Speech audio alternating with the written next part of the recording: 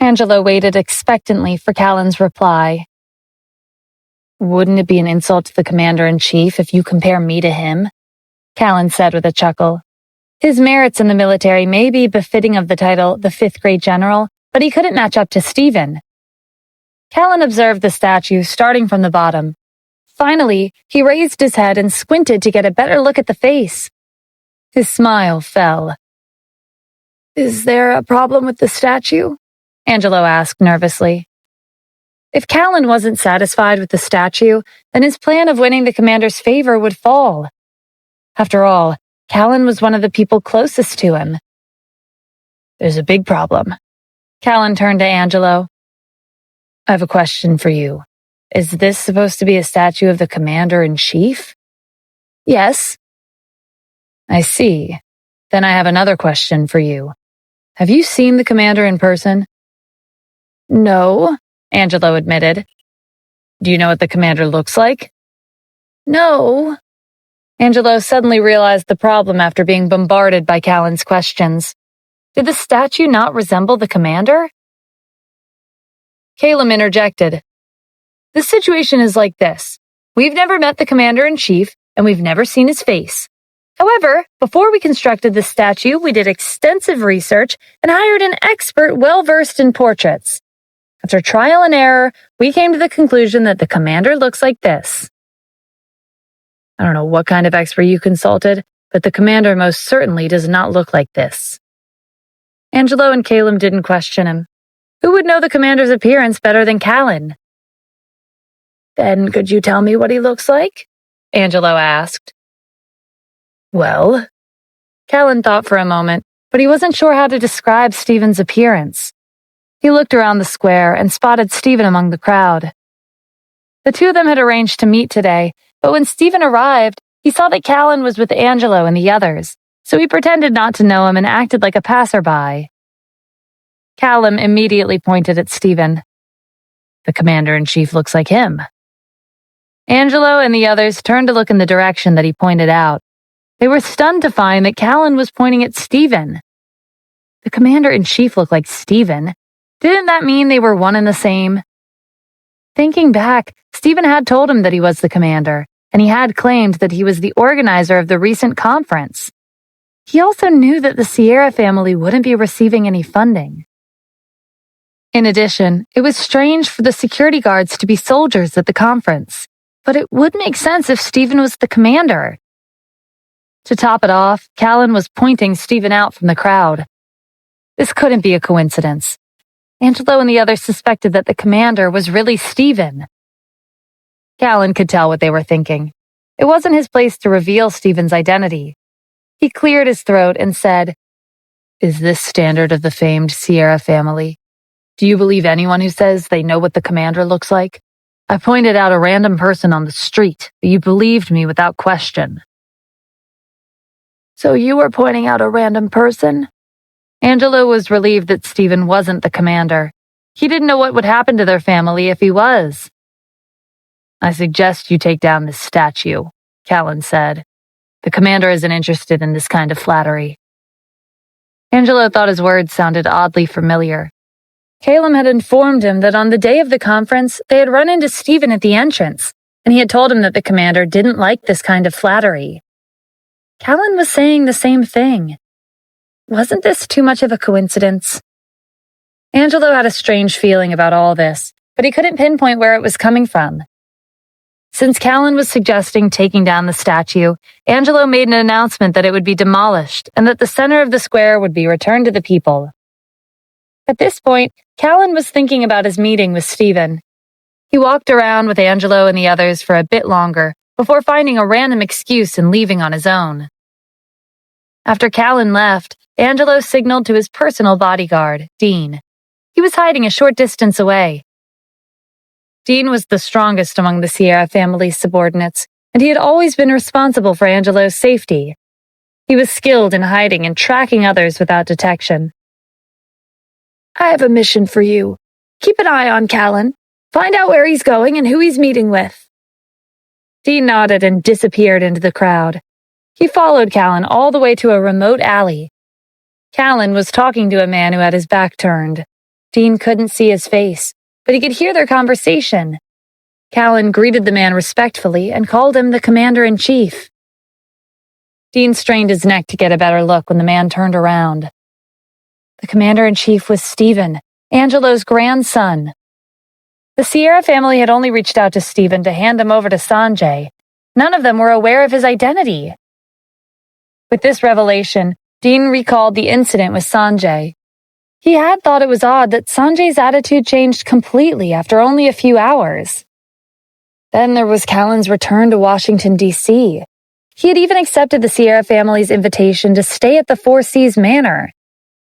This was all because of Stephen. Callan hadn't been randomly pointing into the crowd. He had intended to point at Stephen. The Commander-in-Chief looked like Stephen because they were one and the same. It was laughable that the Sierra family had misunderstood and thought that Patrick was the commander's right-hand man, and they were probably not acquainted with each other. Stephen's voice pulled Dean out of his thoughts. "You don't have to be so respectful. This isn't a formal occasion." "I understand." Callan lowered his voice. "Someone's been following me." Stephen nodded and looked past him. "Come out!" His voice was neutral, but it reverberated through the alley. The heavy silence was deafening. Before 1 minute had passed, Dean couldn't take it anymore and revealed himself. The second he stepped out, he found Stephen's gaze locked on him. Stephen had known where he was hiding since the beginning. Dean had trained his stealth to perfection. He didn't think anyone would ever be able to discover him. But the commander and Callan had proved him wrong. "Did you really think that we didn't notice you?" Callan asked. "If the commander and I wanted to kill you, you would have already died 100 times. The reason we let you live is that you're skilled. You're capable of hiding from even the sharpest people." "You already know who we are, so I'll be upfront with you," Stephen said. "Callan didn't come here to recover from his injuries. He's here to make the enemy let down their guard. The enemy will be sending spies to Washington, D.C. to confirm. That's why I want to give you a mission. Weed out those spies and eliminate them." Dean was thrilled for an opportunity to work with the commander. "I won't disappoint you." "All right, you may go." Dean disappeared without a trace. "He's talented. It's a waste for him to work for someone like Angelo," Stephen said. Callan chuckled. "If you don't mind, I'd like to bring him back to the 88th Legion." "You never pass up on an opportunity to strengthen your troops, do you? Running into him was an accident. You came here for Zachary's Fenrir division, am I right?" Callan sighed. "I still can't hide anything from you, Mr. Adams. I know that Zachary's battalion is made up of members from the Hawthorne Society, and both of you trained them. I want to bring them to the border and catch the enemy off guard." Before Callan arrived in Washington, D.C., he had contacted Zachary. The Fenrir division was ready to be set off at any time. "When are you leaving?" Stephen asked. "Tonight, when it's dark, we're launching a surprise attack. This is the perfect opportunity to maximize our gains." "That's a good idea. You've been here for a few days already, and everyone thinks you're indulging in a lavish life. I suppose the enemy is thinking the same thing." "It's not just them," Callan said bitterly. "Even our own people think that. You've read the news, right? That nonsense from the reporters was enough to ruin my entire career. If I stay here, I'll only be subjecting myself to more criticism." "It's not that serious. I can take care of that at any time." Stephen patted Callan's shoulder with a solemn expression. "The important thing is to remember that no matter how the battle turns out, you have to come back alive. When the time comes, Dennis and I will be here to welcome you back." "I will, Mr. Adams. The conflict at the border is somewhat complicated. Warhawk is pulling the strings. If this continues, the conflict might escalate to war. I have to stop that from happening. I heard you're planning a wedding. Maybe once I wrap up the issues at the border, I'll make it back in time to attend." Stephen smiled. "It's all right, even if you miss the wedding." Callan laughed. "I've already prepared for that. I didn't come empty-handed. I've prepared a wedding present. I'd like to give it to your wife in person." "Really? That's thoughtful of you. Okay, I'll take you to her office." When they arrived, Kim didn't have much of a reaction. She hadn't been following the news regarding Callan's high-profile return. But the same couldn't be said about Camilla. She was stunned when she saw her commanding officer standing at the door. Camilla was so excited that she couldn't get the words out.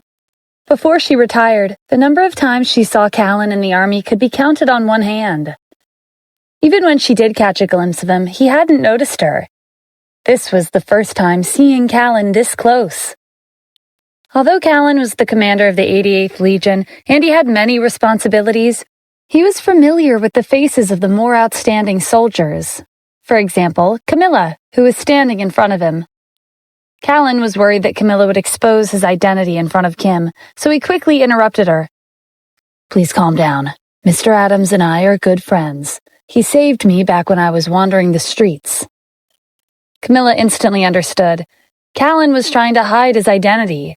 Even so, her excitement remained the same. Kim didn't think too much of it and introduced herself. She'd originally thought that Calum was someone prestigious because of Camilla's reaction upon seeing him, but it seemed like that wasn't the case. Callan returned Kim's greeting respectfully. "It's nice to meet you too, Miss Kim." Camilla couldn't believe her eyes. Callan's nickname was the Fifth Great General, and with his short temper, she had never seen him treat someone with this much respect before. But it made sense considering Stephen's identity. The Commander-in-Chief's wife deserved this level of respect. "Miss Kim, I heard about your upcoming wedding with Mr. Adams. I wish you two happiness." Callan paused and remembered that he hadn't introduced himself. "Oh, I apologize for the late introduction. You can call me Cal. I'm a soldier in the army." Camilla wanted to interject and tell Kim that Callan was more than just a soldier. He was the commander of the 88th Legion. But she held her tongue. "Tensions at the borders are high right now, so I won't be able to stay for too long. I have to hurry back. I might not make it in time for your wedding. Just in case, I've prepared a wedding gift." Callan took out an exquisite box from his pocket and handed it to Kim. "That's very kind of you," Kim said with a smile. She inspected the brocade exterior. "What is it?" "You can open it," Callan replied. Stephen chimed in. "I'm curious about what he got you." Kim opened the box. There was an object inside that resembled a medal. It was golden in color and reflected a shimmering light. There was a tiger carved on the front. Camilla recognized it with one glance. That was the tiger seal. It was second only to the dragon badge. Currently, only the 4 great generals and Callan were in possession of a tiger seal. It represented military achievements, and it could also be used to mobilize the troops of local military bases in an emergency. "Camilla, do you know what this is?" Kim asked when she noticed the surprise on Camilla's face. Camilla hesitated. She was curious if she could tell Kim the meaning behind the tiger seal. Callan was worried that Camilla would say something that would reveal his identity, so he quickly took over. "I'm a soldier, so I feel drawn to things that remind me of the military.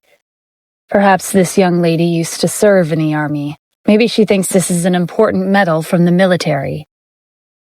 "You're right," Kim confirmed. Camilla used to serve in the Special Forces before she retired. Callan put on a surprised expression, as if he had just reunited with an old friend from his hometown. "It turns out we're comrades, Miss Camilla." He turned back to Kim. "I'm not that knowledgeable when it comes to picking out gifts for the ladies. I hope it's not too bad." "There's no such thing. You're Stephen's good friend, and I'm happy you took the time to pick out a present for me. Thank you." Camilla resisted yet another urge to yell that this was the tiger seal. It wasn't an ordinary gift. "Stephen, it's rare for Callan to have time off from the army. Why don't we prepare a meal for him at home?" Kim suggested. Callan immediately turned her down.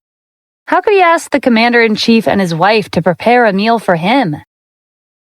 "Thank you, but that's all right. Mr. Adams and I made plans to meet up with other friends."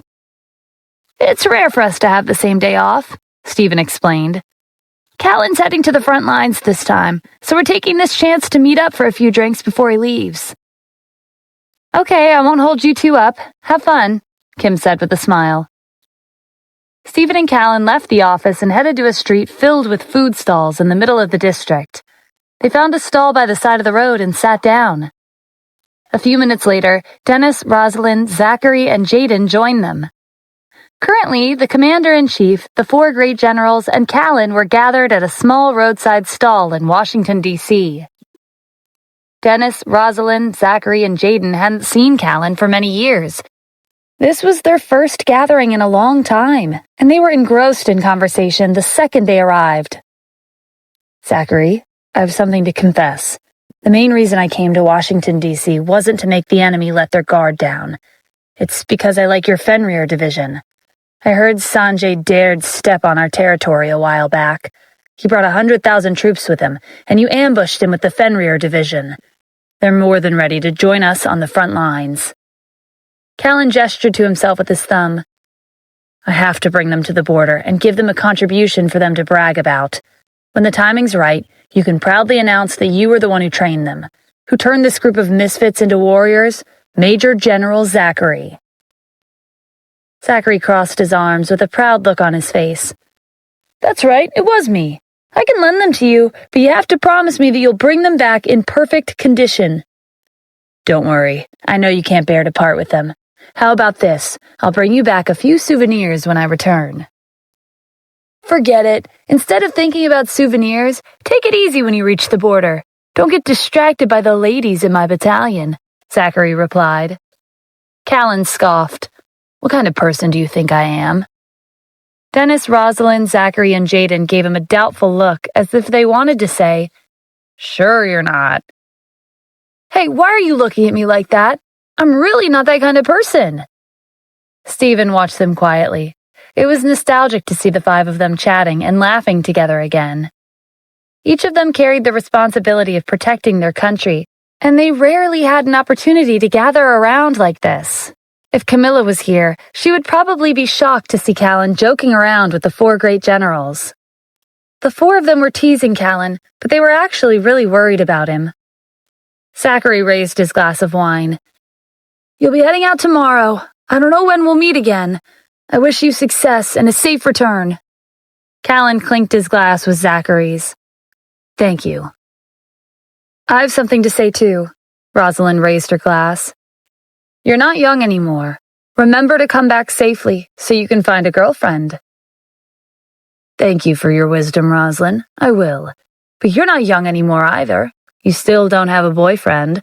Shouldn't you save some concern for yourself? Screw you. Stop talking nonsense. Dennis looked at Rosalind and then at Callan. He set his glass on the table. Hey, I think there's something going on between you two. How long has it been? Rosalind glared at him. Oh, please, I don't like him at all. Don't worry, even if you're the only woman left on Earth, I won't fall for you, Callan countered. Sounds like love to me, Zachary and Jaden teased. Even though Rosalind and Callan fought all the time when they met up, Stephen knew that they had a thing for each other. Neither of them could get past their pride and take the first step, so they kept wasting time. Despite Callan's snide remark, he probably wanted to say, If I come back safely, I'll definitely confess this time. Wait for me, Rosalind. Rosalind was most likely thinking the same thing. While they were having a good time, a group of thugs holding machetes surrounded their table. Rome and his brother had spent a lot of money to hire them from another state to deal with Stephen. Both of them were watching the scene from a distance. The last time they met, Stephen had broken Rome's wrist and punched his brother in the face. He'd ruined the Cassidy family's impression of them, and they could not let this go. They would do the same thing he'd done to them, only 10 times worse.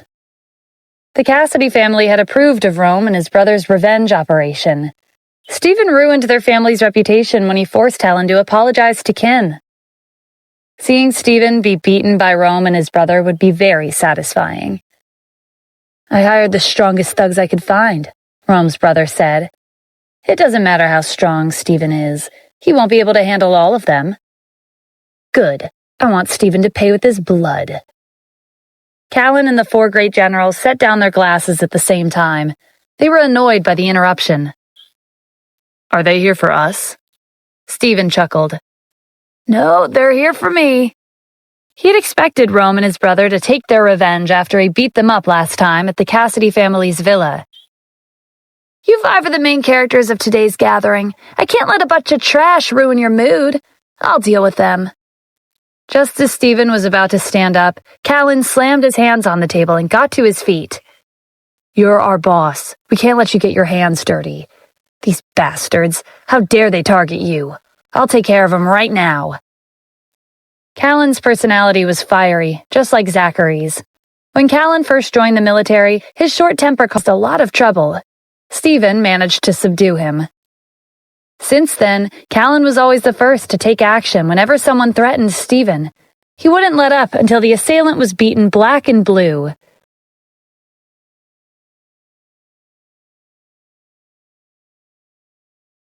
Just as the group of thugs rushed over, Dean appeared. Stephen grabbed Callan's arm to stop him. "Looks like you don't need to do anything." Dean had been hiding in the shadows near Stephen with several subordinates from the Sierra family. He'd already killed many spies who had come here for Callan. Callan smirked as he glanced at Dean. "Saves me the trouble of dirtying my hands." Dean and his subordinates blocked the group of thugs. "I suggest you leave this place," Dean warned. "Who do you think you are?" The thug at the front waved his machete aggressively. "Get out of my way unless you want me to hit you accidentally." "I'm sure you've heard of the Sierra family," Dean said. The man turned pale. "You're from the Sierra family? What do you think?" The Sierra family's fame was well known in the neighboring states. Even the Hydra Protection Squad from the Garza family and the White Horse emissaries from the Snyder family couldn't compare to them. The underworld circles considered the Sierra family on par with the Hawthorne Society. The man leading the group of thugs rushed to apologize for not recognizing members of the Sierra family. Dean waved his hand dismissively. "All right, I'll let this slide. There's someone important having a meal on this street. Don't disturb him." To the group of thugs, the Sierra family was already impressive. They didn't think there would be someone who they would consider important. They ran off without wasting a second. Rome and his brother, who were hiding in the corner, were taken aback by the sudden retreat. When the leader of the thugs was about to run past them, Rome stopped him. "What happened? Why are you running?" "I took your money, but I'm not trying to run away," the man explained. "You saw him too. He's from the Sierra family in New York City. He told me that someone important was eating nearby. Their subordinates are probably lying in ambush everywhere. We can't risk making a scene and provoking that person. As for the task you gave me, I'll take care of it when there's another chance." The man hurried away without waiting for a reply. "Do you think he was talking about Major General Zachary?" Rome asked. "I heard Callan Meadows came here to recover from his injuries, and the Sierra family welcomed him at the airport. They might be here together." "If that's the case, then we won't be able to deal with Stephen," his brother replied. "We don't have a choice. If Zachary and Callan are here, their people might be hiding nearby. If we provoke them because of Stephen, we'll be done for. Even if it's the Cassidy family, they won't be able to help us. We should pull back and wait for a better opportunity," Rome said. Rome, his brother, and their lackeys reluctantly left, and the gathering continued without a hitch. After it was over, Callan returned to the Four Seas Manor.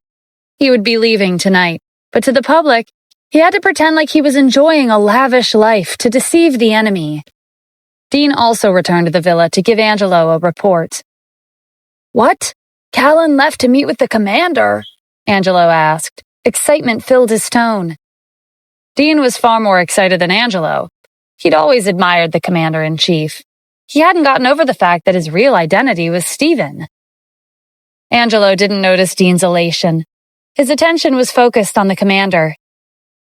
"That means you've seen him in person. What does he look like?" The Sierra family had put in a lot of effort to choose a location and build a statue for the commander. However, they took it down after Callan said that it doesn't look like him. Since then, Angelo had been wondering about the commander's real appearance. Dean thought hard about how to respond. He decided to reveal the truth to Angelo. The Sierra family didn't acknowledge Stephen as one of them. Maybe this would change things. Dean was resolved to improve Stephen's status within the family, but when he tried to speak, the words came out shaky. "The commander-in-chief is Stephen. Angelo nodded. So the commander resembles Stephen. I see, Caleb said as a thought struck him. Captain Meadows wasn't pointing at a random person. He was intending to point Stephen out from the crowd. It's because he looks similar to the commander. Dean was rendered speechless. Why was the Sierra family so imaginative? But since the two of them misunderstood, he could only agree. If you knew the commander was nearby, why didn't you inform us? Callum asked. This was an opportunity for the head of the Sierra family to meet the commander. He's right. This chance might not ever come again, Angelo said in disappointment. Dean remembered the group of thugs who were targeting Stephen and used them as an excuse. I did want to inform you, but something came up. Why? What happened? Angelo asked. Someone was targeting the commander. What? Who was it? Angelo said. They were a fearsome group wielding weapons. Fortunately, I showed up in the nick of time and revealed myself as a member of the Sierra family. They were surprised and ran away. You did well, Dean, Angelo said in approval. It sounds like they didn't know the commander's identity. What you did could be considered assistance from the Sierra family. That's what I was thinking at the time. My goal was to forge a connection between the Sierra family and the commander, Dean said. Do you know who this group was? Yes, they're from a neighboring state. They were hired at a high price by a man who goes by the name of Rome. He doesn't have any significant background. He's a scammer, but he and his brother are planning to marry into the Cassidy family. I believe they're the ones behind this. Angelo frowned. Isn't that Stephen's wife's family? Yes, they're her paternal family. Humph! How dare the Cassidy family target the commander? Callum, bring your people to Los Angeles and give them a good warning. Rome and his brother returned to the Cassidy family's villa. Harry rushed over when they came in. How did it go? Rome sighed. This was our perfect chance to teach Stephen a lesson, but there were a few important people nearby, so we couldn't act rashly. Important people? Who? They were interrupted when the door was kicked open. The Sierra family's subordinates barged in with Caleb in the lead. Hey, who are you people? Harry demanded. Rome and his brother didn't recognize Caleb, but they had a deep impression of Dean. They're from the Sierra family. They're the ones who prevented us from getting Stephen, he whispered to Harry. The Sierra family's name was like a clap of thunder to the Cassidy family. They'd been around for hundreds of years, and their influence far surpassed that of the Garza and Snyder families. It would only take them a few minutes to destroy the Cassidy family. Caleb stepped forward. His gaze swept around the crowd. Why did the Cassidy family send a group of thugs to cause trouble in Washington, D.C.? Were you planning to harm Captain Meadows? That was when Haley realized who the important person Rome and his brother had been talking about was. Sir, this is a misunderstanding. Our family would never harm Captain Meadows. Our real target happened to be in the same location. I apologize for our mistake. I promise this won't happen again. It would be best if that were the case, Caleb said coldly. However, it is a fact that you caused a disturbance and almost ruined his meal. Captain Meadows is currently staying at the Four Seas Manor in Washington, D.C. with our family. You understand what I'm saying, right? I understand, Harry replied quickly. The rest of the Cassidy family fumed at this turn of events, especially Helen. Not only had they not taught Stephen a lesson, they even had to compensate for disturbing Captain Meadows' meal. Considering the wealth of the Sierra family, this compensation would have to be a hefty sum. It was difficult, but Helen managed to put together $1 billion and prepared to make a trip to Washington, D.C. on the same day. Helen was dejected that she didn't get a glimpse of Callan's or Angelo's faces when the Sierra family took the $1 billion. In Angelo's opinion, there was no need to greet Helen in person, because the Cassidy family was not on the same level as the Sierra family. At night, while everyone in the Sierra family was asleep, Callan quietly left the Four Seas Manor and rushed to the border with Zachary's Fenrir division. They launched a surprise attack and caught the enemy off guard, which created a favorable environment for the 88th Legion to attack. In one night, The 88th Legion of the Special Forces wiped out the enemy's main forces. The remaining troops fled in all directions, and the border was stabilized. Their victory spread across the country. People ran down the streets, spreading news of Callan's achievements. Their previous doubts had turned into praises. The moment Stephen and the 4 great generals found out, they gave Callan a call and congratulated him. As for the Sierra family, they were disappointed even though Callan had regained his reputation in one night. He had secretly returned to the border without saying goodbye. It was obvious that he had only been using the Sierra family as a chess piece. Many families who were on the same level as the Sierra family mocked them after hearing the news of the victory at the border. They said that the Sierra family had been used for the sake of the country. In their opinion, the Sierra family's contributions were merely a part of Callan's strategic plans. It didn't take long for their reputation to decline. Angelo found himself sighing more often. The other families were criticizing them, but there was nothing he could do about it. He gathered the main members of the family for a meeting. "We have to think of a way to turn this around. Our reputation is falling every second." "I agree," Callum said. "I think the only one who can help us is the commander." "What do you mean?" "Everyone thinks that Callan used our family and only saw us as a pawn. This is the subject of most of those criticisms. However, they're ignorant of the fact that Patrick is the commander's right-hand man. Our conflict with Sanjay was resolved because of Patrick. If we use his name to meet the commander, he might agree to take a photo with us. If we post that photo on social media, the ridicule will stop." Angelo's eyes lit up. "Good work, Callum. This is why you're the brains of the family. Let's do it." The Sierra family immediately took action and headed for the military base in Washington, D.C. Angelo was more well-dressed than usual. The guards stopped them when they saw their large group. "Stop right there. This is a military base. Outsiders are not allowed to enter." Callum, who was leading their group, gave the guards a friendly smile. "We're not ordinary people. We are here to see the commander-in-chief. We're from the Sierra family, and behind me is the head, Angelo Sierra." The guards exchanged a look. They had assumed this post for several days, but they'd never seen a glimpse of the commander. Who did these people think they were, demanding to request an audience with him? "Please leave. I've never heard of the Sierra family. The commander isn't someone you can just meet." Calum felt a sense of déjà vu. Using their family's name hadn't worked that well recently. Angelo waved him over.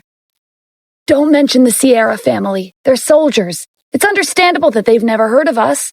Why don't you ask them about Patrick instead?" Calum nodded and went back to the guards. "Sir, Patrick Sierra is currently serving in the Armored Cavalry Battalion. He's a member of our family."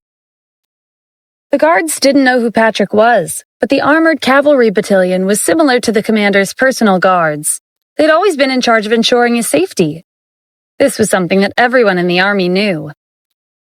Those who were selected to be the members of the Armored Cavalry Battalion were the elites among the elites. The guards couldn't be careless. "Please wait a moment. I'll report this to my superior." Patrick Sierra, the commander-in-chief's right-hand man. The commander of Washington, D.C.'s military base, Juan Lovell, was confused when he received the guard's report. "I'm a member of the Armored Cavalry Battalion. I've never heard of anyone with that name." He turned to the others in the office. "Have you heard of him?" The deputy commander, chief of staff, and the others looked at each other before shaking their heads. A captain entered their office. "Sir, a soldier named Patrick did not pass the test. We're deciding whether we should relieve him of his duties." "Patrick? Is he a soldier as part of your regiment?" "Yes, he failed the exam several times, and he can't keep up with the training. He's not the slightest bit motivated. If it weren't for someone putting in a good word for him, I would have let him go a long time ago." "I see," Juan said indifferently. "It doesn't matter if he has someone backing him up. He doesn't meet the requirements, so we should let him go." "He claims to be a member of the Sierra family," the captain added. Juan recognized the familiar name from the guard's report. "Investigate the Sierra family immediately." Within a few minutes, the intelligence department sent over a message. It turned out that the head of the Sierra family, Angelo Sierra, was Stephen's biological grandfather. Juan was in disbelief. I didn't expect the Sierra family to have such a close relationship with the commander-in-chief.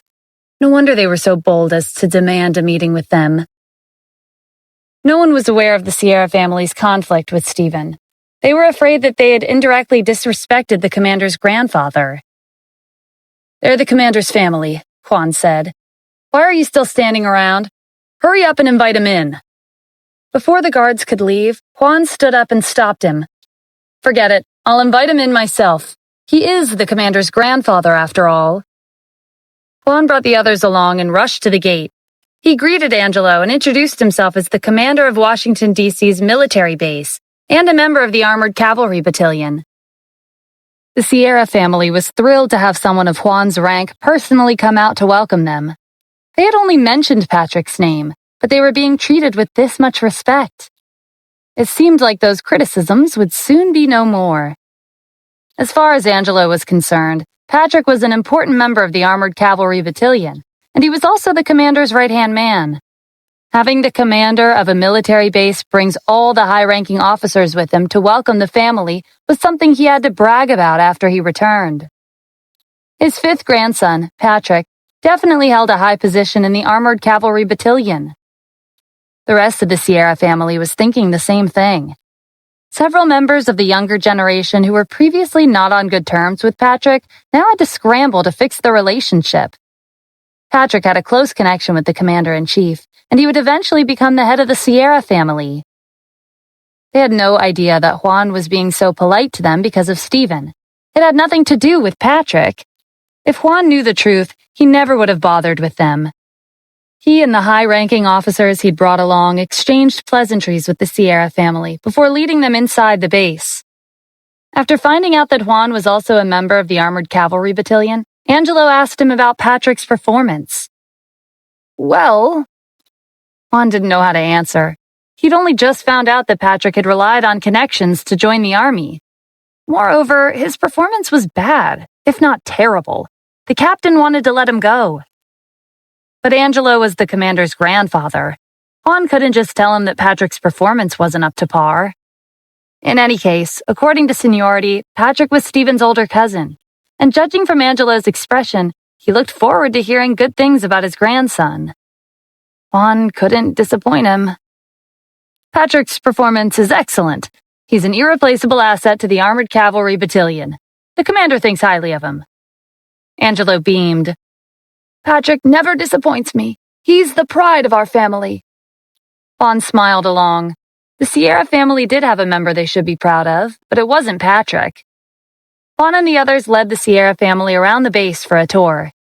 Angelo grinned from ear to ear. How could Patrick have hidden such an incredible identity from him?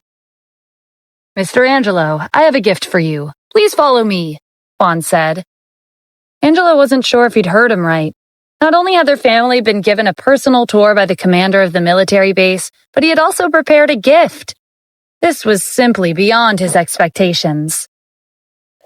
The Sierra family followed Juan to his office. He instructed another soldier to bring a certificate of honor and gave it to Angelo.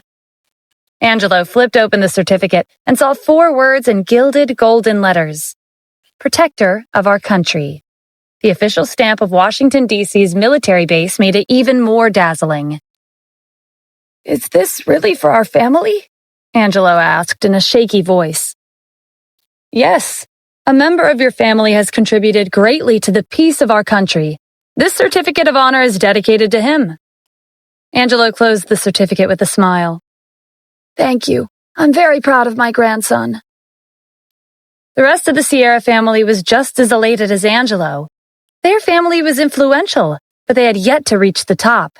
They didn't have much of a chance in elevating their status, but now they had a shot because of the commander-in-chief thinking highly of Patrick. Neither of them realized that Juan had given them this certificate of honor because of Stephen. Although both parties had different intentions, they were in a good mood, and that was what mattered. From now on, the well-being of the Sierra family is of great importance to me, Juan said. If you have any requests, feel free to ask, I'll fulfill them within my capabilities. Angelo had already pictured returning to New York City and bragging about what had happened today. He was satisfied because he hadn't expected to receive a certificate of honor, but their main goal hadn't been achieved. Thank you so much. Since you kindly offered, we do have one request. It's been a few days since I arrived in Washington, D.C., but I haven't seen the commander around. Juan paused to think it over. Please wait while I find out the situation. Angelo was Stephen's grandfather, but couldn't divulge the commander-in-chief's location without permission.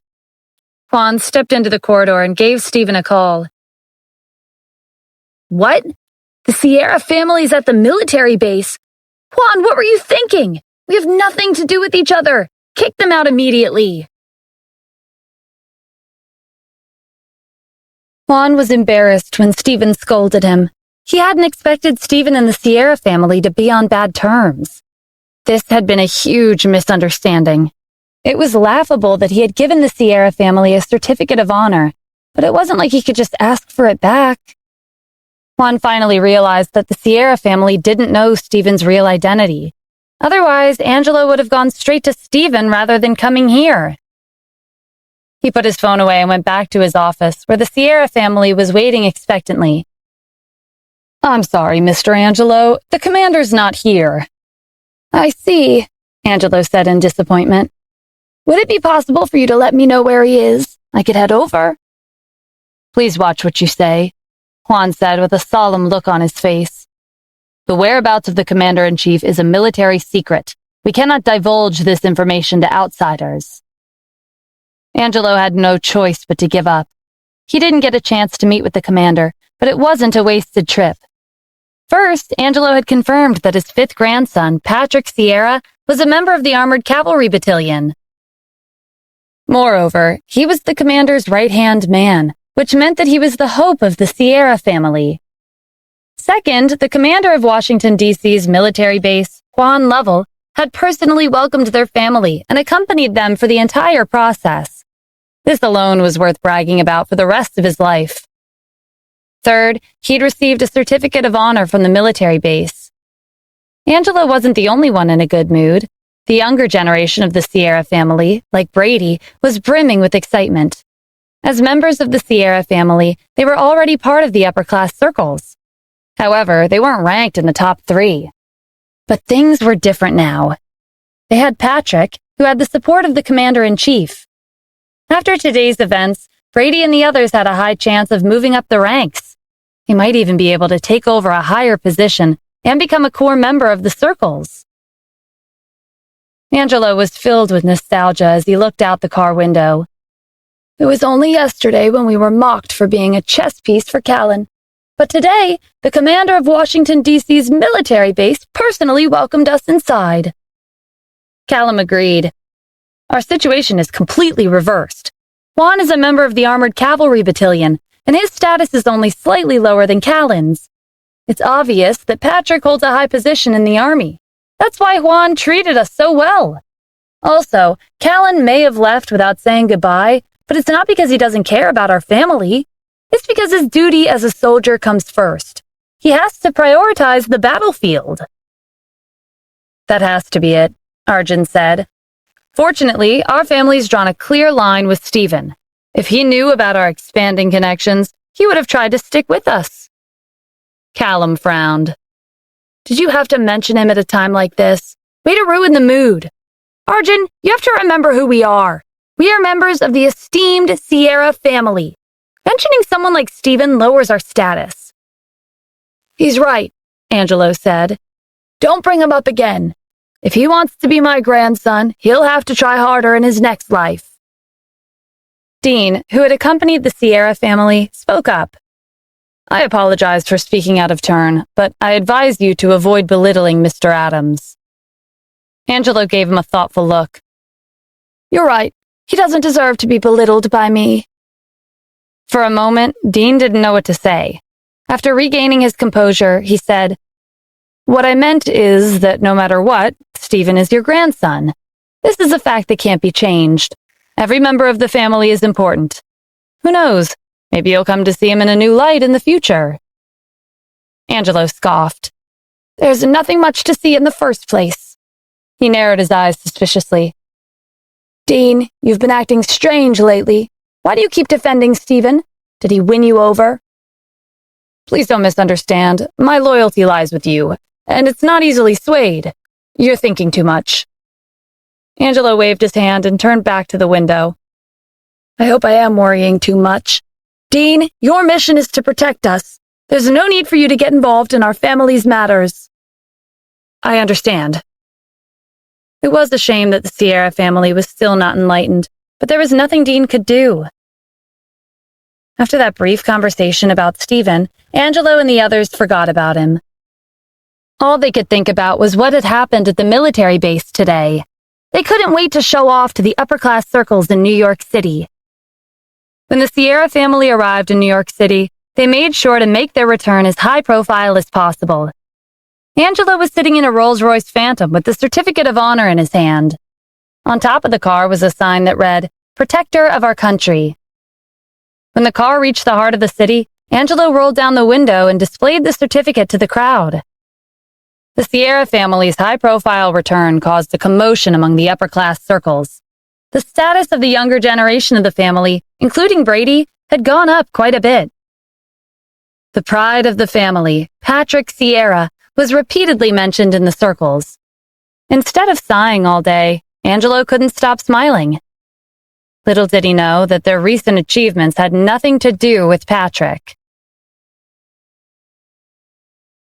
Ever since the Cassidy family received a warning from the Sierra family, they had been walking on eggshells. They kept to themselves and no longer tried to separate Stephen and Kim. Stephen had been spending his time preparing for the wedding. Aside from that, he was drafting a plan to set up a security company.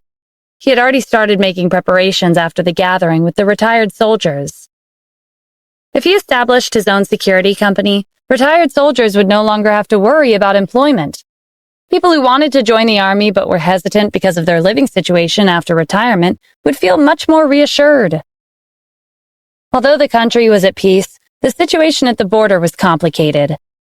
Enemy forces could invade at any time. It would be beneficial to the country to have more people sign up for the army. As for Kim, she'd almost completed Tanith Corporation's transfer to Washington, D.C. The $10 billion project was also progressing at a steady pace.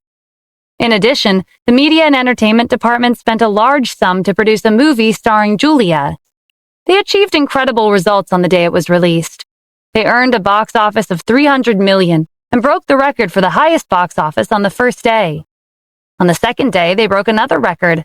On the third day, the movie's box office had already reached $1.5 billion. It could be said that Julia was a legendary actress. Her acting skills had earned her a wide range of positive reviews, and she had more than established her position as the top actress in the country. Julia's movies sold like hotcakes. As the CEO of Tanith Corporation, Kim was naturally just as busy. She was currently working hard at her desk. Her phone rang. Jasmine was calling to congratulate Kim on her company's successful movie. It's all thanks to your Wyvern Group. If we didn't have your support and investment, we wouldn't have come this far. You're still so modest, Jasmine teased. I have something to discuss with you. I'm in front of the building. I'll be up in a second. Kim had been busy lately, so it had been a while since she had met up with Jasmine. When Jasmine entered the office, her gaze was drawn to the brocade box on Kim's desk. What's this? Stephen's friend gave it to me. He said it's a wedding gift. This piqued Jasmine's curiosity. Can I open it? Sure. Jasmine opened the box and saw an object that resembled a medal inside. It reflected a dazzling golden light, and a decorative tiger had been carved on the front. Is this a medal? Jasmine carefully picked it up to get a closer look. There were a few small words engraved on the surface. The Great General. Kim came over to see what she was talking about. There really are words. I didn't notice. I heard the 5th Great General, Callan Meadows, came to the district to visit and succeeded in launching a surprise attack against the enemy. Was it him who gave this to you? Camilla looked up from where she had been organizing documents for Kim. Jasmine couldn't have guessed Callan's identity, right? If she had, Stephen's identity also would be exposed. Kim thought back to the day Stephen brought his friend to visit. He'd introduced himself as Cal. It could have been a nickname, but she didn't know for sure. Callan's victory at the border was the hottest topic in the country right now. It had been trending for the past few days. It was hard to imagine that Stephen's friend was Callan Meadows.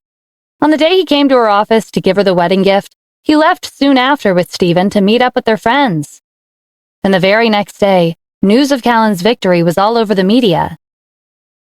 The border was thousands of miles away from Washington, D.C. How could Callan have been in two places at once? I don't think so, Kim said after thinking it over. Jasmine nodded in agreement. In her opinion, Stephen's circle of friends wouldn't include someone as prestigious as Callan. Camilla was relieved that they hadn't figured it out. Stephen's friend is really amazing, Kim continued. On the day he came to visit me and Camilla were both here. Camilla thought he was the commander when she first saw him. Maybe he has some kind of aura, Jasmine surmised.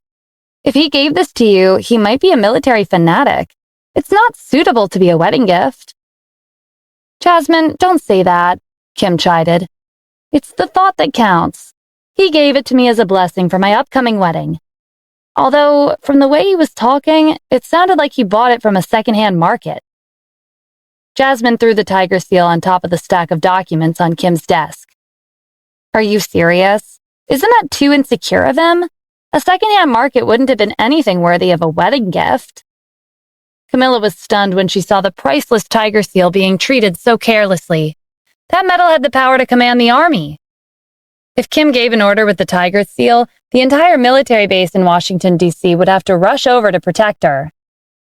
Camilla couldn't help but interrupt. Miss Kim, I suggest you take better care of that gift.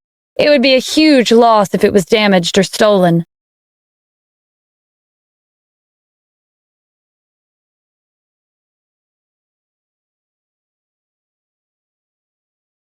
Camilla's advice aroused Kim's suspicions.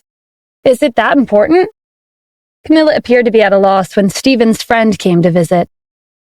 Tell me honestly, are you interested in Stephen's friend? If Camilla were drinking water, she would have spat it out in shock. But compared to Kim figuring out Callan's identity, it might be better to let her misunderstand. Miss Kim, it's not what you think. I used to be in the army, so I feel a sense of attachment to things that remind me of it. I see. Kim carefully picked up the gift. Does that mean you feel attached to this medal?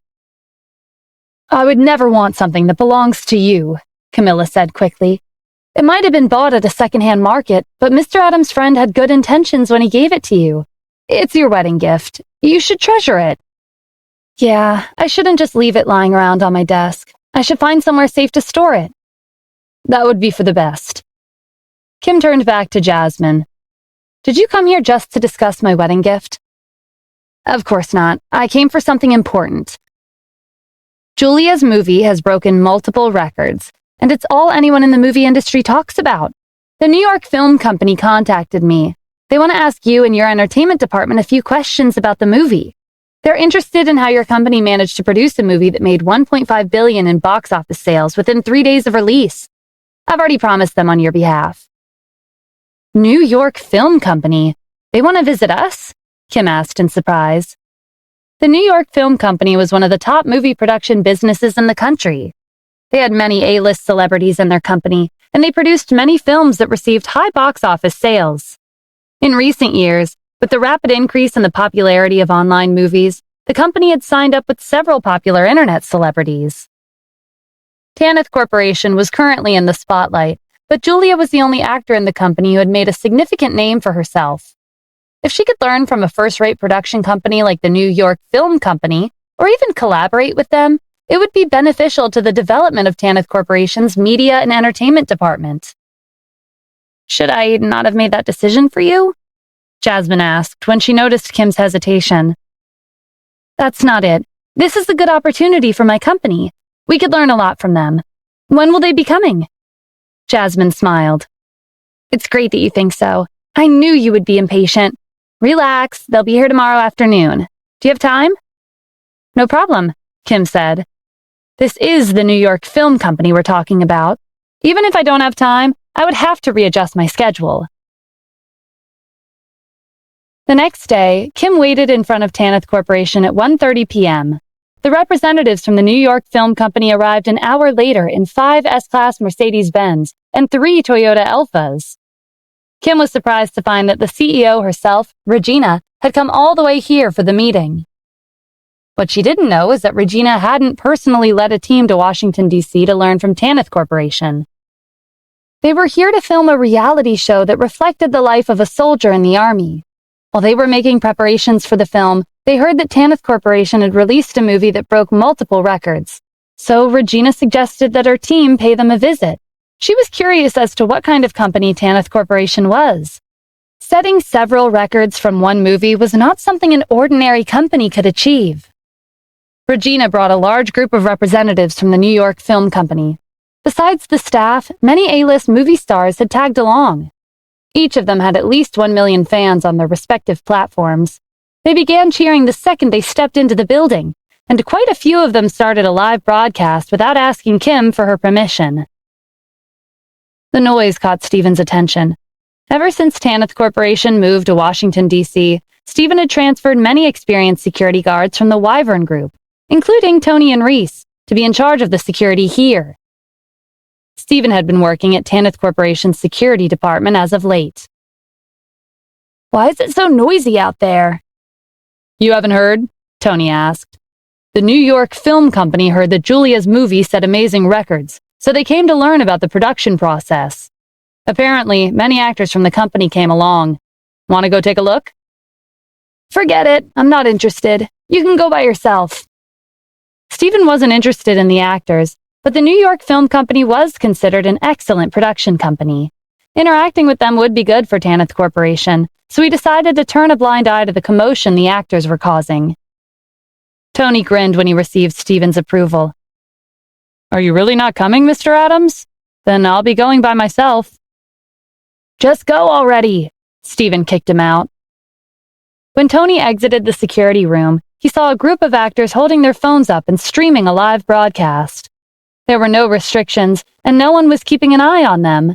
They were filming everything. Letting them roam free around the halls would pose a risk to Tanith Corporation. What if they revealed company secrets through their broadcast? Stephen had recently transferred Tony here and appointed him the assistant director of the security department. He had a responsibility to prevent outsiders from revealing trade secrets. One of the actors, Grace, stepped into one of the offices to film the interior. Tony came forward to stop her. "Miss, you can't film here." Grace gave him an annoyed look. "Who are you? You're interrupting my broadcast. There are tens of millions of viewers. They're my fans. Can you take responsibility for the disturbance?" "You won't be able to take responsibility for leaking our company's secrets either. I'm Tony, the assistant director of the security department." "Doesn't that mean you're a security guard? What right do you have to stop me?" Grace turned her attention back to her phone and spoke to her fans. "Everyone, I would like to do a broadcast, but this security guard won't give me his permission. What do you guys think we should do?" Comments flooded the broadcast. "Beat the hell out of him! How dare you stop Grace from broadcasting? He's asking for it."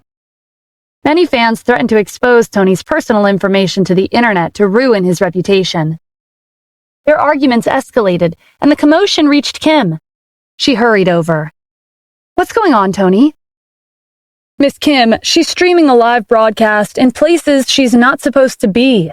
There's a risk of company information being leaked." Regina also came over. "Grace, what happened?" "I'm streaming a live broadcast, but this security guard stopped me."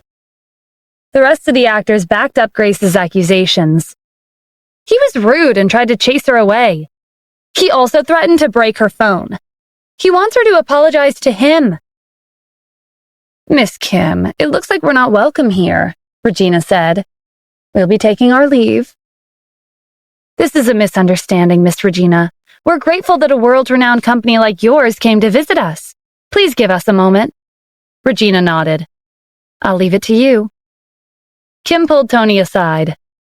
I know you're doing this for the benefit of our company, but this is a rare opportunity for us. I'll be taking them to the entertainment department soon. There's nothing of interest to film there. I understand, Miss Kim. I'll let it go. After Tony left, Grace continued her broadcast with a smug look on her face. Kim led them to the media and entertainment department. Regina walked around, assessing the environment.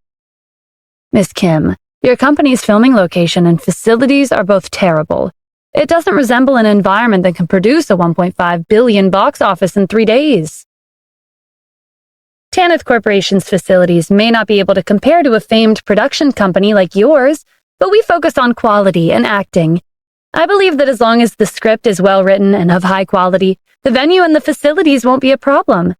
For example, the current trending TV company is limited by the environment, and many of the same props are used throughout the series. However, they were able to maintain their spot at the top because of the effort they put into recruiting suitable actors and honing their skills, Kim replied. Regina was the CEO of a top production company, but she found herself agreeing with Kim's perspective. You're right. Also, I've been meaning to ask, would it be possible for me to meet Julia? Of course. Kim called Julia over. Regina was impressed when she saw Julia in person. You're beautiful, and your acting is excellent. You're indeed worthy of being a trending actress. Thank you, Miss Regina. I wouldn't have come this far if it weren't for Miss Kim and Mr. Adams. Julia's value as an actress had soared since she debuted, and she'd become a first-rate movie star, but she hadn't forgotten her roots. There's no need to be so modest. I've taken a look at the entertainment department. The environment isn't suitable for someone with your talent. Why don't you come with me to New York City? We'll give you a minimum annual salary of $10 million, and we'll support you with our company's resources. What do you think?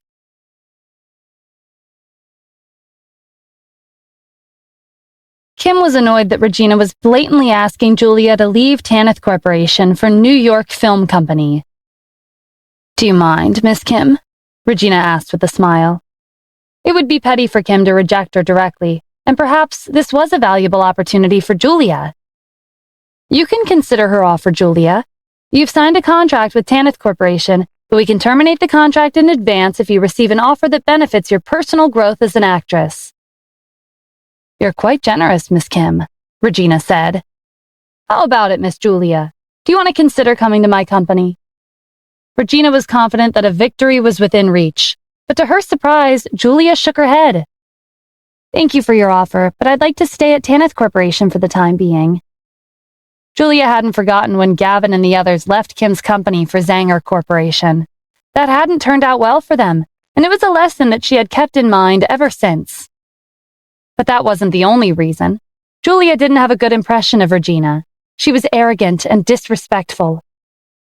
Kim and Stephen had done a lot for her. Stephen had saved her when she was kidnapped from her own home.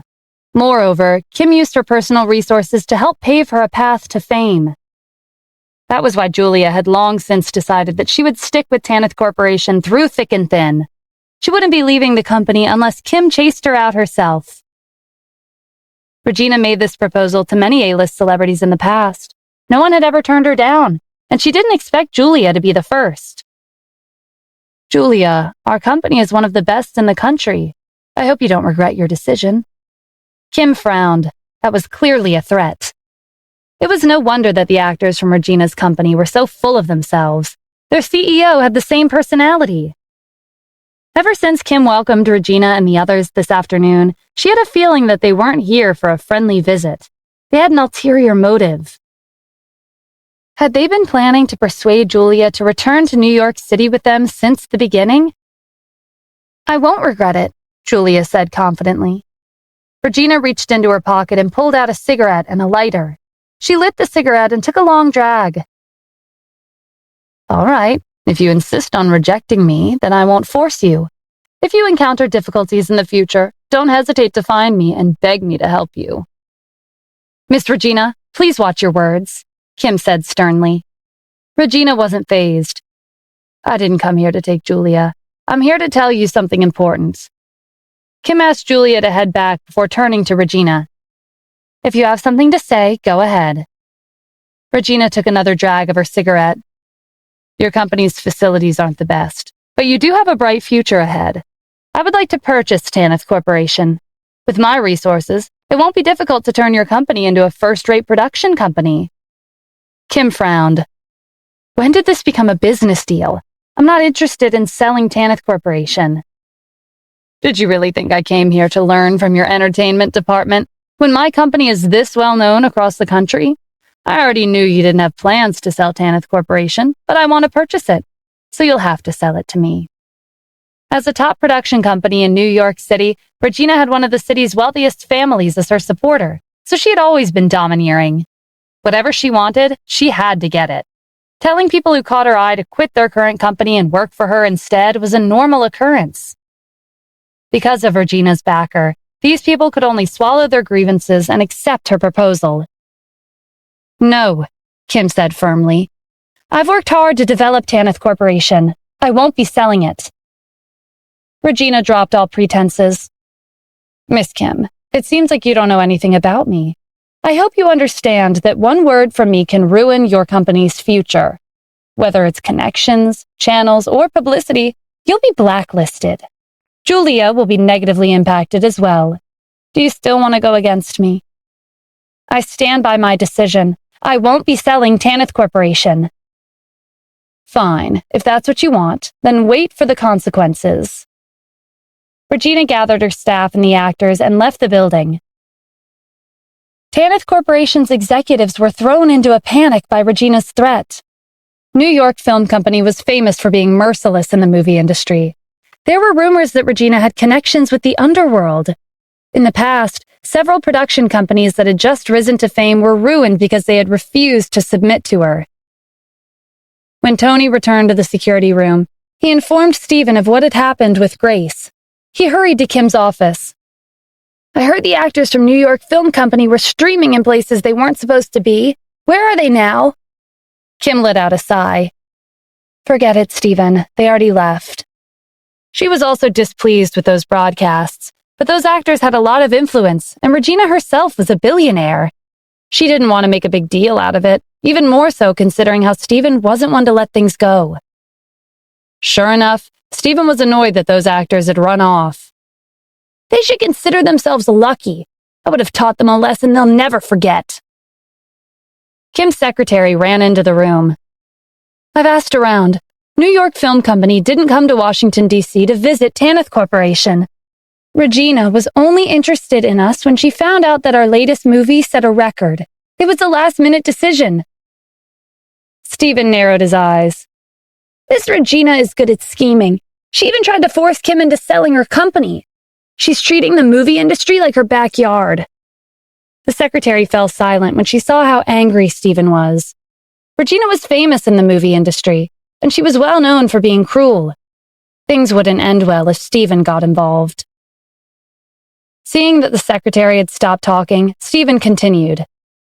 "If they came here on the spur of the moment, where are they headed now?" "They came to Washington, D.C. to record the life of a soldier in the military.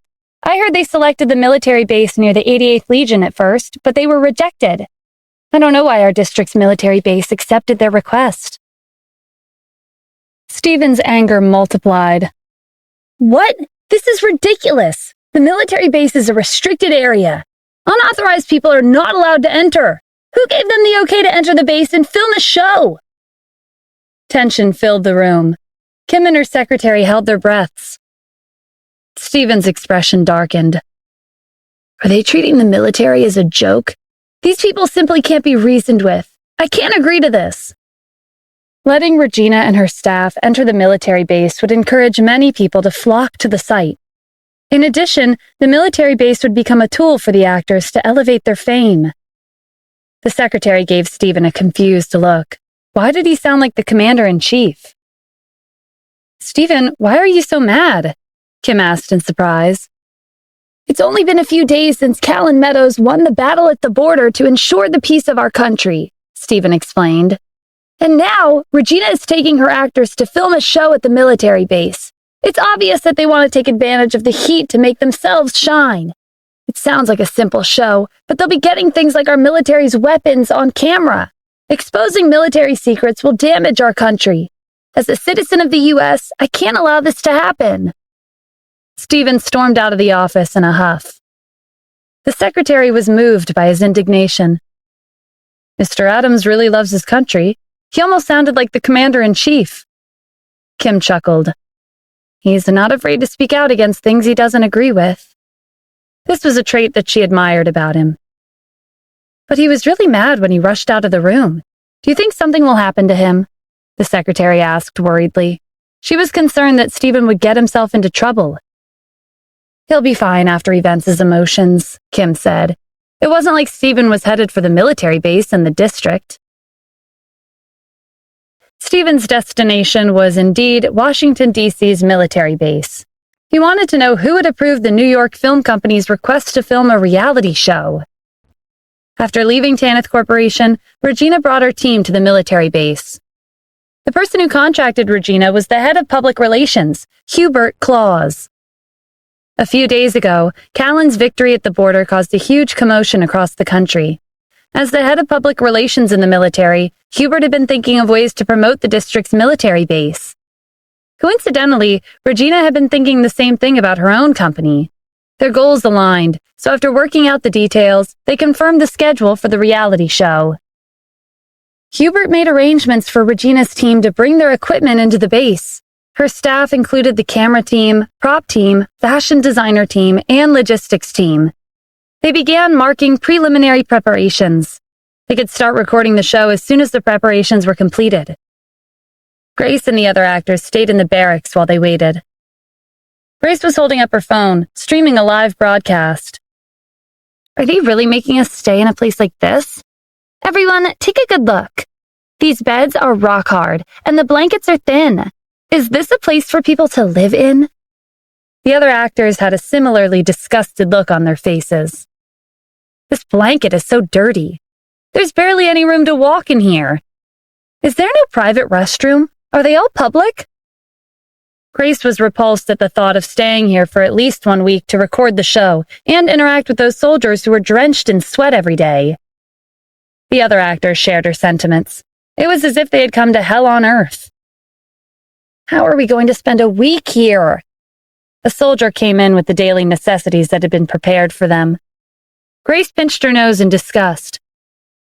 "You touched this towel with your hand. How are we supposed to use it?" The soldier took back the towel in embarrassment. "Grace, just put up with it," Regina said. "When we air the show and your popularity soars, I guarantee that you'll be glad you spent a week here." Grace and the other actors were more motivated after Regina's pep talk. They had over 1 million fans who followed them on social media, but a majority of them had been bribed by their company. The number of actual fans was much less. If they suffered through this 1 week and the reality show was successful, both their number of fans and earnings would skyrocket. "If that's what you think, then we believe you," Grace said. "The living conditions are a bit harsh, but suffering through hardship is what makes us a better person." The other actors echoed her statement. "Miss Regina, are we allowed to film the camp with our phones?" As an actress who relied on live broadcasts to gain more fans, Grace would feel like something was missing if she couldn't film. She disliked the crude conditions in the military camp, but she was aware that this was an important place, and filming was not allowed. The other actors looked at Regina expectantly, eagerly waiting for her reply. "Of course, it's no problem at all. I brought you here to film a reality show. There's no limit on how much we're allowed to film." "But I heard filming isn't allowed here. It's a crime." Regina laughed. "Our country does not have such a rule. But who do you think I am? I have connections all over the world. Who doesn't know me? I'm the one who brought you all here, so you can take pictures or film. You can do whatever you want as long as it benefits your popularity and our company." Grace was filled with admiration. "I didn't think you were so capable, Miss Regina. I made the right decision to sign with your company." Regina took a drag of her cigarette, enjoying the compliments. "I'm glad you think so." With Regina's approval, Grace and the other actors were like birds released from a cage. They brought their cameras, phones, and miscellaneous live broadcasting tools and began filming. Grace secured her phone in a place with a selfie stick and began her broadcast. Hi, everyone. I'm back. I followed my team to the military base in Washington, D.C. Is anyone curious about the daily lives of our country's soldiers? Follow me. I'll show you around the camp. The battle on the border had only recently ended, and Callan's name was still trending on the internet. Grace's live broadcast of the military base attracted many viewers. Grace grinned when she saw the number of viewers going up. Can everyone see this dog? They say its nose is sensitive and it can track you by scent. This is a heavy tank. I've never seen something like this before. Grace wandered around the camp, filming everything in sight. She came across an entrance to a blocked-off area with a sign that read, "No entry is allowed." Do you see the tank inside? I'll head deeper and showcase the internal structure for everyone to see. The guard standing at the gate quickly stopped her when she saw that she was about to barge in. Excuse me, miss. This place is restricted to military personnel. No outsiders are allowed entry. Please leave this place immediately. Also, this is a confidential area in the camp. No live broadcast is permitted. Grace's face scrunched up in disgust. Don't come near me. You're covered in sweat. I'm here to film a reality show. If I'm not allowed to film, then what am I doing here? I'm sorry, miss. You're not allowed to film, the guard repeated. Are you trying to make things difficult for me? Isn't that just an ordinary tank? Who hasn't seen one before? You should be thanking me for the exposure I'm giving you. The guard was speechless. Thanking her for exposing confidential military information was ridiculous. Miss, this is a confidential location. Don't try to scare me. I've seen TV shows that take place in a real military base setting. Why is this place any different? With Regina's support, Grace was full of confidence. Her previous concerns had been swept away. It was precisely because of Regina's influential background that Grace had the courage to run amok on military grounds and not take this guard's warning seriously. The shows on TV are filmed within a permitted range, the guard explained. What you're filming now is classified. The guard's stubborn attitude got on Grace's nerves. Do you know who I am? My name is Grace, and I have millions of fans.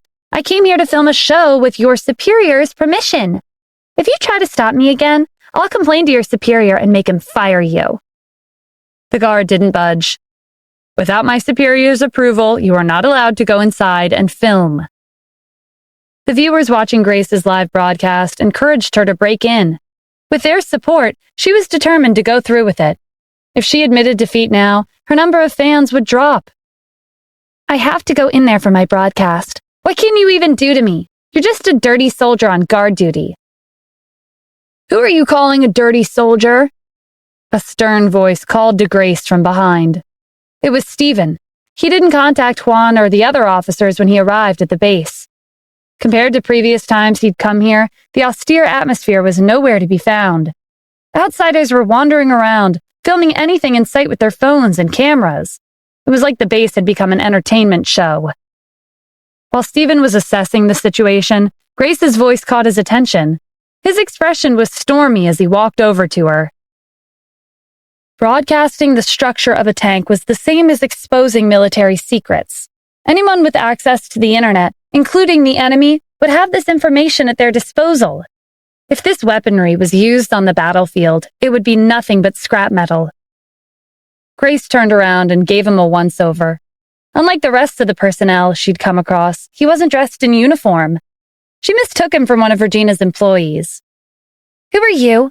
Are you from the logistics team or the prop team? Do your job and mind your own business. That's none of your concern. I want you to apologize to the guard for what you just said. Immediately. To Stephen, serving in the military was an honorable profession. Without these soldiers defending their country, these actors wouldn't have been able to live such a comfortable life all these years. He would not tolerate anyone humiliating them. What a joke. This dirty soldier delayed my broadcast, but I haven't asked him to apologize to me yet. You want him to apologize to you? Stephen asked in disbelief. New York Film Company spent so much money to recruit you. Is this all you're capable of? No wonder there have been so many celebrities like you lately. I heard they ruined their own career when they accidentally revealed their personality to the public. It's not surprising considering how the movie industry prioritizes appearances over personality and talent. Grace grew nervous.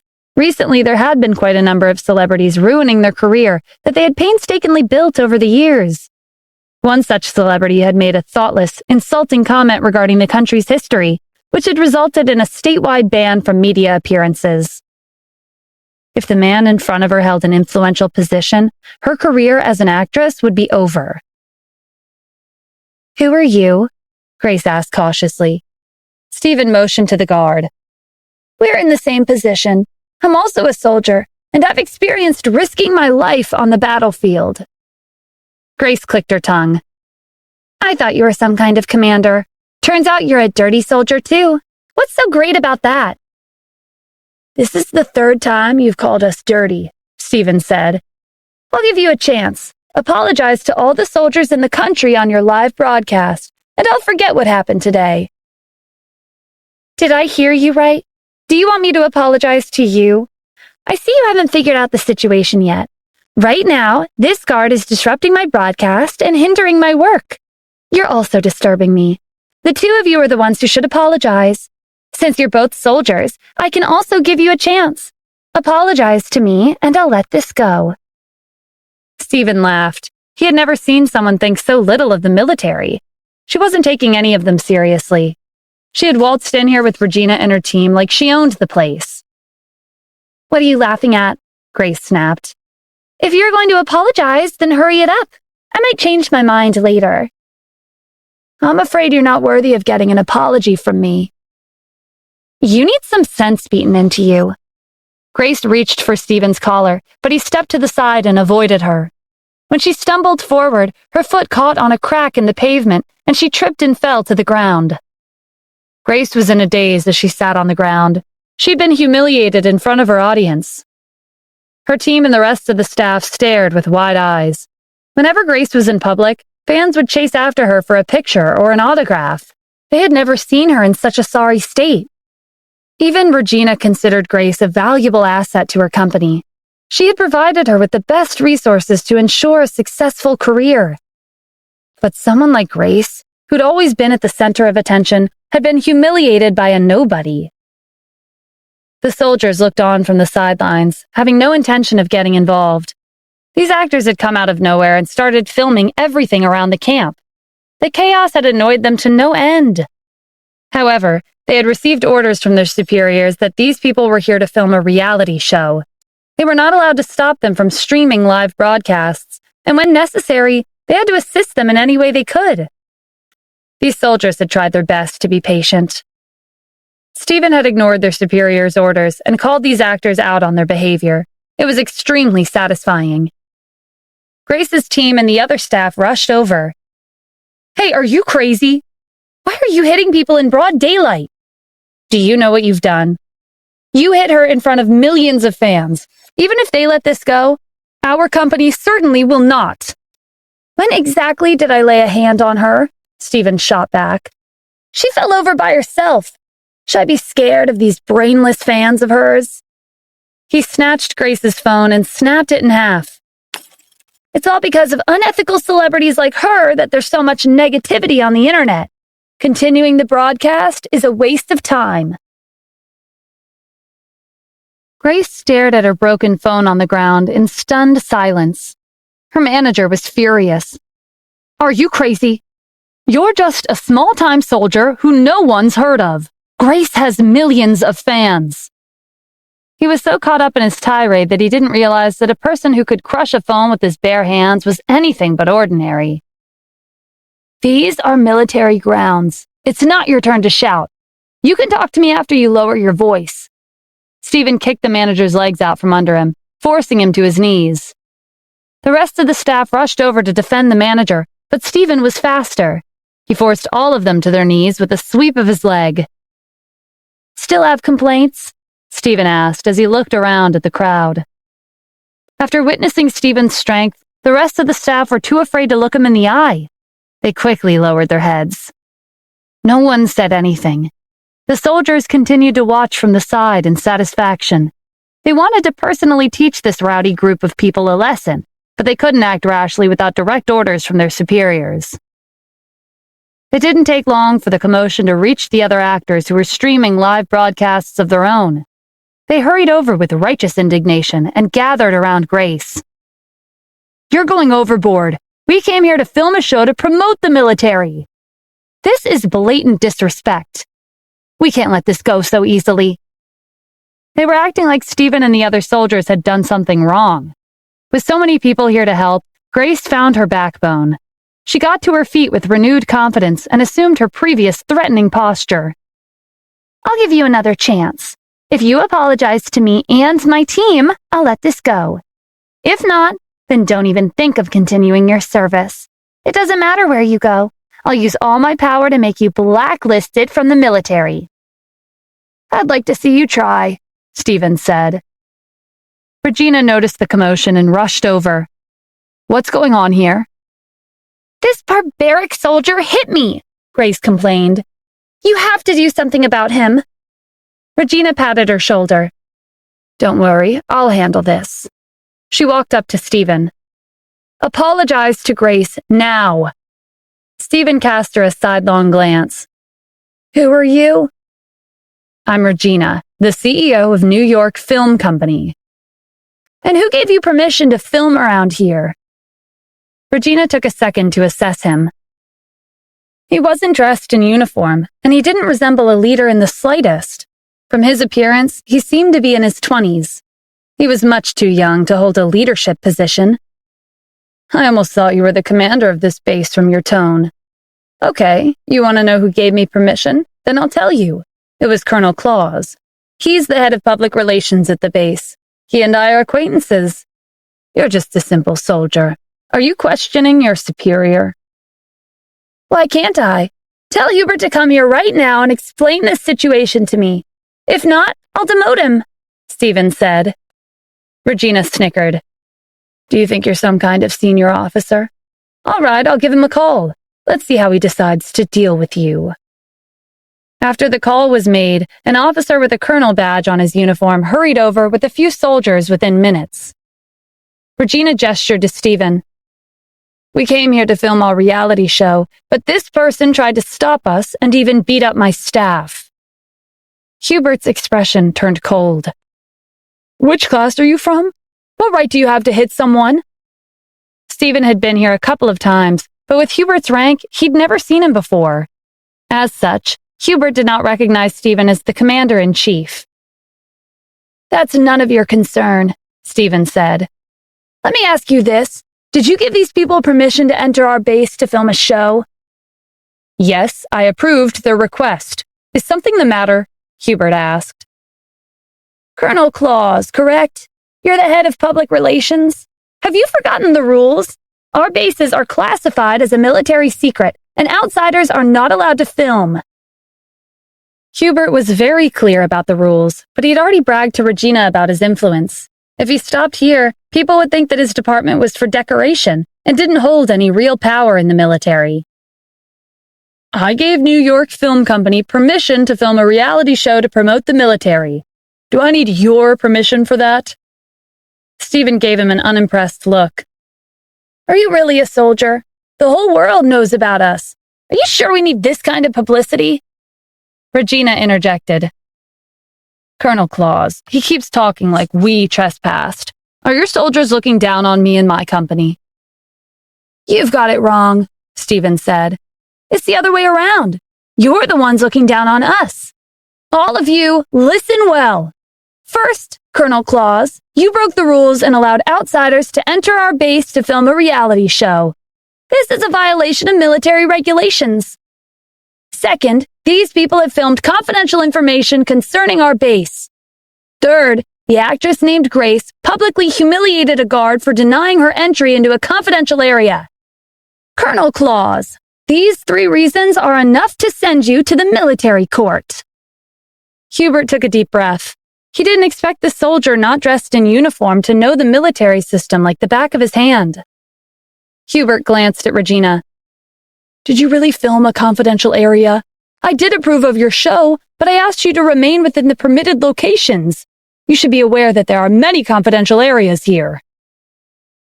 No, we definitely didn't record any military secrets, Regina said. If you don't believe me, you can ask the actors from my company.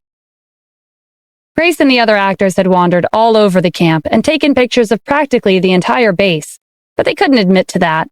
They didn't know what constituted a military secret, and they did have some concerns, but these pictures and the footage were enough to pique their fans' interest and maintain the popularity of their live broadcasts. They declared that they hadn't filmed anything that they shouldn't have. Hubert turned back to Stephen. Did you hear that? They didn't film anything of the sort. I don't believe you. Stephen motioned to the actors. Check their phones and cameras. Turn them on and you'll know. Grace and the other actors exchanged a nervous glance. Regina stepped in. Colonel Claus, I thought you held a high position here. It seems like I misunderstood, considering how a run-of-the-mill soldier has the courage to tell you what to do. I don't believe we can continue with the reality show. Hubert's expression turned dark. I've already approved their request. Who are you anyway? I'm the head of public relations. Show some respect. If you want to know, ask Quan, Stephen said simply. Watch your words. How dare you call the commander of our base by his first name? What's wrong with that? He was delighted when I called him Juan, Stephen replied. Hubert was in disbelief. Was this soldier crazy? Regina let out a dramatic sigh. Colonel Claus, are you seeing this? With him here, our show is pretty much ruined. I wanted to promote our country's military and spread positive energy, but it seems like we're making things difficult for you. Making things difficult for who? Miss Regina, please carry on your show. I'll take care of whoever is against it, Hubert said. Regina and her team weren't the only ones who were listening in on the conversation. The soldiers nearby had heard everything. Hubert was their superior, even though he didn't manage the military directly. If he sent out a report, all of them could face discipline. What's wrong? Have you finally realized the weight of my words? Hubert asked Stephen when he didn't say anything. In this place, your words hold no weight, Stephen said with a sneer. Stephen's bold attitude and disrespect towards his superiors made Hubert suspicious. You're not a soldier, are you? You're an employee from the New York Film Company. Regina was quick to deny it. No, I've never seen this person in my life. You can discipline him however you want. You're not a soldier of Washington, D.C.'s military base, and you're also not an employee of New York Film Company, which means you're a suspicious person who has entered military grounds without permission. Hubert instructed the soldiers who'd accompanied him here to restrain Stephen and to bring him to the investigation room to figure out his identity. Before the soldiers could grab Stephen, the sound of 3 gunshots echoed across the camp. Hubert looked around in surprise and checked the source of the gunfire. Regina and her team shrank back in fear. If you value your life, I suggest you step away from him. A booming voice reverberated from the direction of the gates. Hubert looked over and saw Tyrone Floyd, the commander of the Special Combat Brigade, leading a team of armed soldiers with the Special Forces towards them. Because of Tyrone's outstanding performance, he was promoted from the commander of Santa Ana's Special Forces and transferred to Washington, D.C.'s military base as the commander of the Special Combat Brigade. Tyrone stood over and issued an order to one of the soldiers. He instructed the soldier to inform Juan and the others to come over immediately. Hubert's confidence faltered when Tyrone showed up. Tyrone was well known for his loyalty, and he did not cut corners with those who violated the regulations. Hubert went up to Tyrone and greeted him in a friendly tone. Captain Floyd, why are you here? Shouldn't you be out training your team right now? Hubert was a colonel and the head of the public relations department, but he didn't hold any real influence in the base. This was a place where status was determined by strength and merits. For example, Tyrone Floyd's rank was similar to his, but because he used to be the commander of Santa Ana's Special Forces and was now the commander of the Special Combat Brigade, his status was much higher. Hubert's influence could only be used to hold rehearsals for artistic programs, publish articles, and the like. Tyrone was not pleased to see Hubert's troops attempting to restrain Stephen. "Hubert, what are you doing?" "I'm restraining him. This person's identity is unclear. He's very suspicious. He sneaked into our base to stop New York Film Company from recording a reality show." Tyrone glanced at Regina and her team.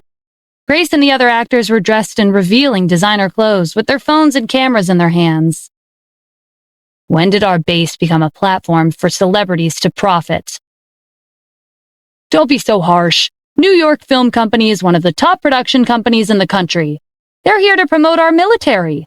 But we're getting off track.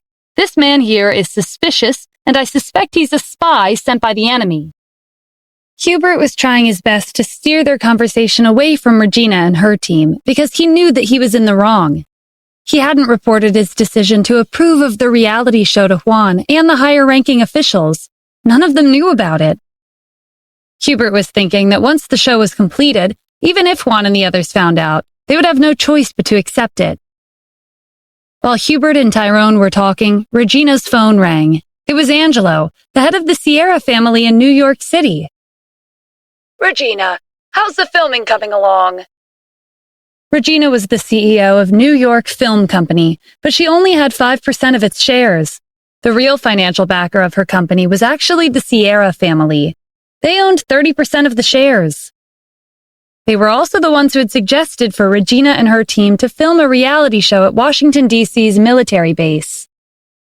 When Angelo and the Sierra family visited the base, the commander, Juan Lovell, had treated them with the highest etiquette, so he decided to deepen their connection through a reality show.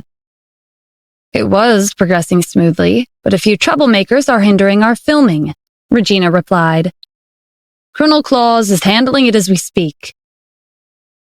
"It'll be fine. Patrick Sierra is my grandson, and he's an important member of the Armored Cavalry Battalion. He's also the Commander-in-Chief's right-hand man. And when I visited the base last time, the commander, Juan Lovell, accompanied me the entire time. He was very polite. So this is just a minor issue. You don't have to worry about it. If you have any requests, you can ask them. Anything can be arranged." Regina was even more confident after ending the call with Angelo.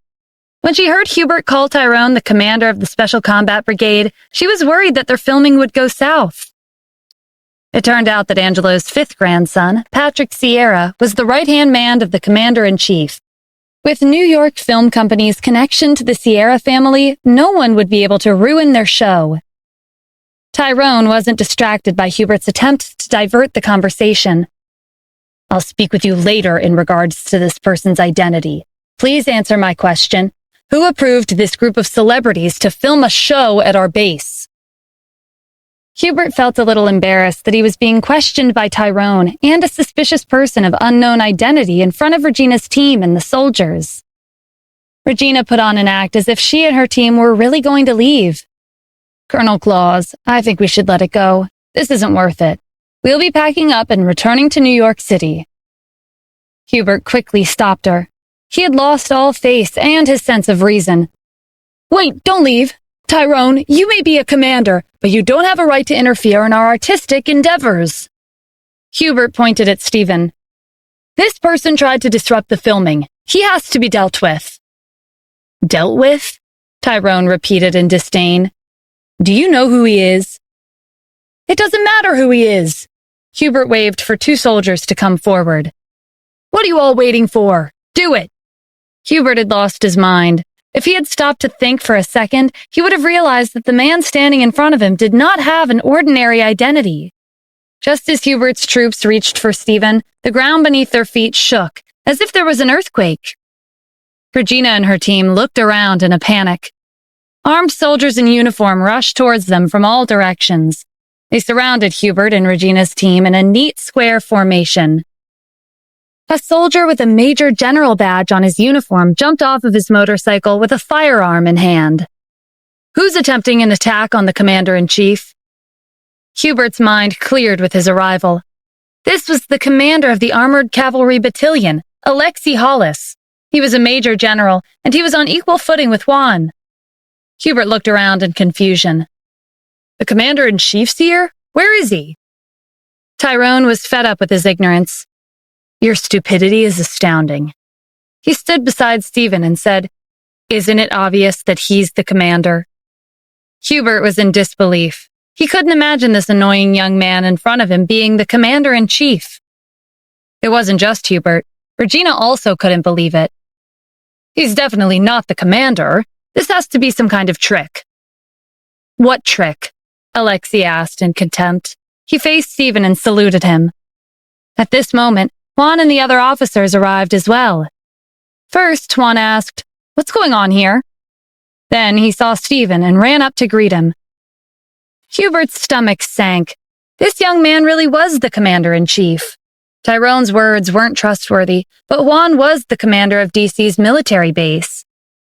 As if that wasn't enough of a confirmation, the officers who came with Juan followed his lead and greeted the young man.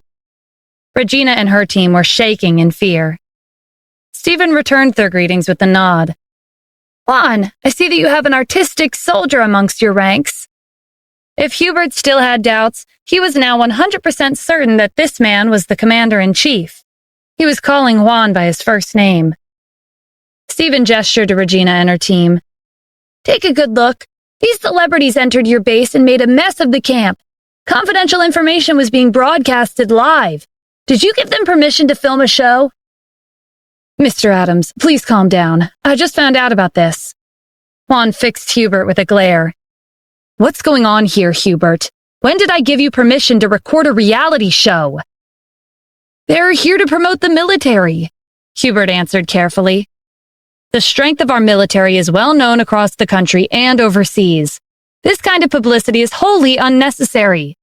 How dare you not report such an important matter to me and make decisions on your own? This is simply outrageous. Are you the commander of this base? Hubert quickly apologized. Your behavior cannot be excused. Exposing confidential military information is a serious crime. From now on, you will be removed from your position as the head of public relations. Your rank and other related matters will be suspended. We will be conducting a thorough investigation into what happened today, Juan said. This was equivalent to severing Hubert's ties with the military. His career was over. Two soldiers came forward and led Hubert to the investigation room. Mr. Adams, do you approve? Juan asked Stephen. This concerns your base. You're the commander. You don't need to ask for my opinion. Stephen's bone-chilling gaze swept across Regina and her team. I remember you asked me to apologize. They lowered their heads, afraid to make eye contact. Grace finally came to her senses. She finally understood why Stephen had said that she wasn't worthy of getting an apology from him. He was the commander-in-chief, respected across the country. The Sierra family was no match for his fame and status. Regina and her team rushed to apologize. Grace was particularly humble. You're apologizing to the wrong person, Stephen said. You disrespected and insulted our soldiers. I believe you have millions of fans watching your broadcasts. Stream a live broadcast right now and make a public apology to the soldiers. Grace was too afraid to refuse. Stephen had broken her phone, but he asked someone to bring another phone, and she started another live broadcast. With millions of fans as her audience, Grace apologized to the soldiers and reflected on her actions. When she was about to apologize to the guard she had criticized earlier, Alexei stopped her and motioned to Stephen. Wait, apologize to him before you go. Grace ended her broadcast, and along with Regina and her team, they lowered their heads and apologized to Stephen. You didn't offend me, Stephen corrected. You all are naive and ignorant. You think you can do whatever you want just because you have the backing of a wealthy family in New York City. You didn't think twice before leaking confidential information. How about this? New York Film Company will be closed and restructured. The staff and the actors will be given professionalism and educational training.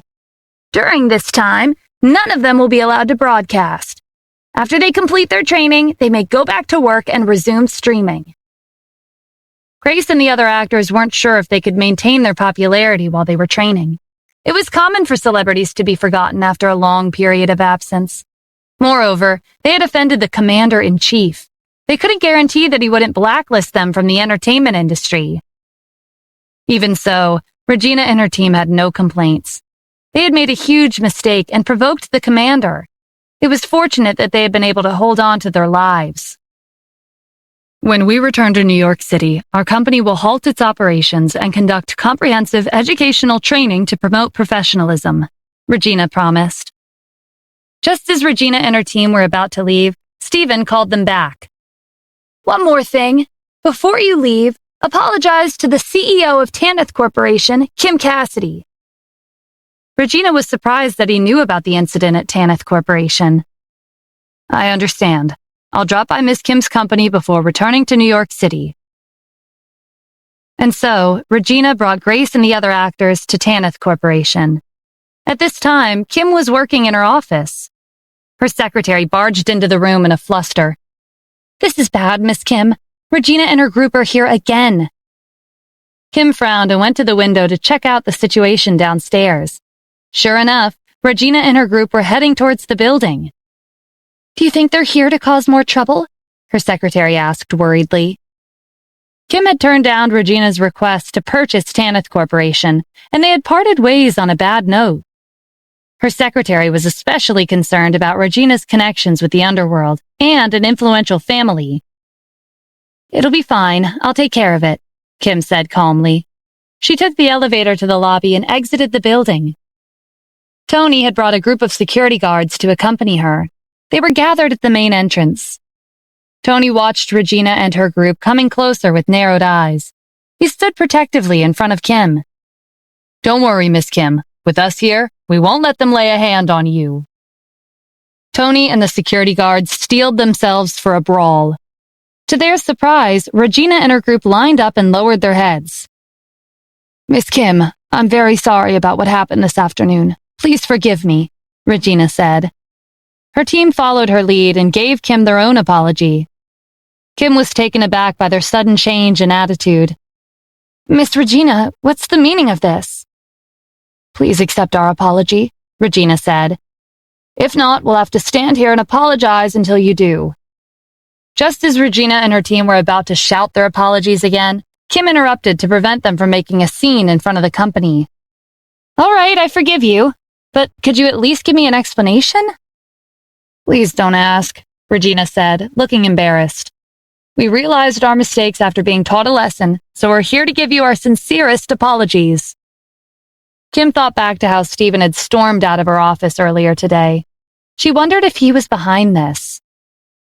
My company will be temporarily closing its doors to provide our employees with professionalism training, Regina explained. During this time, we would like to provide our resources to Tanith Corporation for free.